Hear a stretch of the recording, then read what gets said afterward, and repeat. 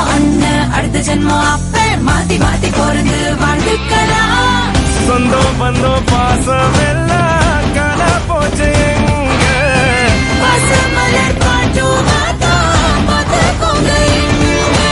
கூட பிறந்தவ ஆசைப்பட்டா பூமிய கூட வாங்கி தரா. வாய் விட்டு சிரிக்கிற சத்தம் கேட்டா வேறொன்னும் வேணா போதும் போடா. கடவுள் வந்து கேட்டா கூட ஒன்ன தர மாட்டேன்.